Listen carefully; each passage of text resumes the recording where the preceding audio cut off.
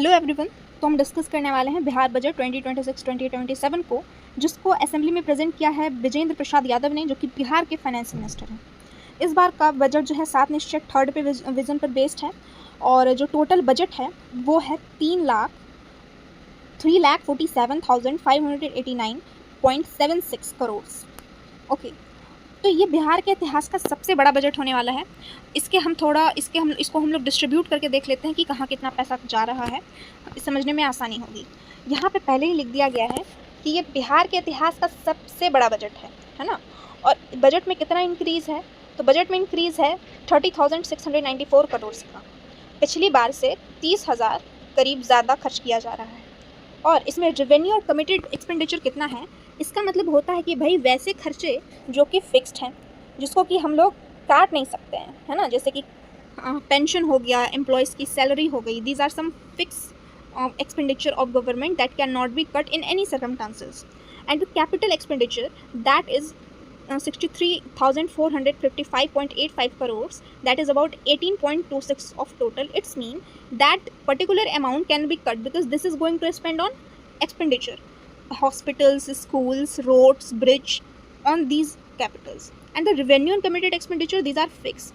And as we can see, the highest part of budget is going to be spent on revenue and committed expenditure, that is 2,25,434 crores. And now the scheme expenditure, so it is about 35% of total budget. What is scheme expenditure? It is welfare schemes regarding women, regarding scholarships, farmers and other. आगे देखते हैं fiscal deficit. अब यहाँ पे शब्द आया है fiscal deficit. होता क्या है, तो ये होता है कि जैसे हमारी सरकार ने 1,000 रुपये कमाए, ठीक है, लेकिन हमारी सरकार का खर्च हो गया 1,200 रुपये, तो यहाँ पे 200 जो है सरकार पे कर्ज चढ़ गया। तो अब ये क्या बनेगा, ये बन गया हमारा फिस्कल डिफिसिट। लेकिन यहाँ पे कितना है, यहाँ पे 2.99% है ना। तो 2.99% का कहने का मतलब क्या है कि जितना हमारे पास पैसा आया था उतना तो हमने खर्च किया ही, लेकिन उससे हमने 2.99% ज़्यादा का खर्च कर दिया। तो हमारे फाइनेंस कमीशन 15 और 16 दोनों में ही ये कहा गया है कि जो फिस्कल डिफिसिट है वो 3% से ज़्यादा नहीं जाना चाहिए। आगे यहाँ पे क्या लिखा है, आगे हम बात करते हैं बजट गाइडेड। अब 7 निश्चय, ये जो 7 निश्चय 3 का प्रोजेक्ट है, ये अपने आप में एक बहुत ही एक्सटेंड प्रोजेक्ट है, इसको भी समझना पड़ेगा, इससे हमें आसानी होगी अपने आंसर्स को लिखने में। यहाँ पे देख लेते हैं 7 निश्चय में क्या क्या है। तो सबसे पहले तो है एजुकेशन। एजुकेशन में 68.216 करोड़ का खर्च किया जा रहा है, यानी कि करीब 68,000 करोड़ का खर्च किया जा रहा है। यहाँ पे हम जो देख रहे हैं इतना बड़ा खर्च है ये। इसमें इंफ्रास्ट्रक्चर भी आ जाएगा, इसमें वेलफेयर स्कीम्स वगैरह का भी आ जाएगा, तो सब मिला के अल्टीमेटली हमें 68,000 इस पर खर्च करना है। दूसरा जो हमारा प्रायोरिटी है वो क्या है, वो है वुमेन एम्पावरमेंट।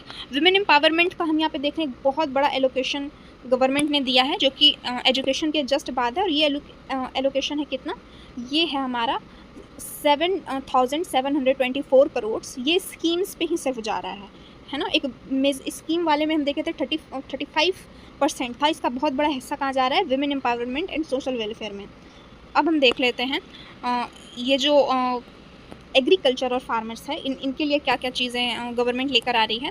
तो जननायक कपूरी ठाकुर किसान समृद्धि योजना के अंतर्गत हर एक किसान, एक एलिजिबल किसान को 9,000 रुपये की राशि पर साल देने का ये निश्चय किया गया है 7 निश्चय कदम के तहत। अब एम्प्लॉयमेंट 7 निश्चय 3 का जो गोल आया है, इसमें 1 करोड़ एम्प्लॉयमेंट जनरेट करेगी गवर्नमेंट 2030 तक। फिर यहाँ पे chief minister women employment scheme भी लेकर आएंगे, जिसमें कि वुमेन्स को 2 लाख का सब्सिडी दिया जाएगा, 2 लाख रुपए दिया जाएगा, ताकि वो खुद का रोज़गार शुरू कर सकें। इंफ्रास्ट्रक्चर कमेटी, यानी कि इंफ्रास्ट्रक्चर यानी कि वही रोड्स वगैरह, कनेक्टिविटी को बेहतर करने की कोशिश की जाएगी। हेल्थ पे काम किया जाएगा, जैसे कि अभी हम लोग देख रहे थे रिसेंटली हेल्थ पे काफ़ी कुछ हुआ है।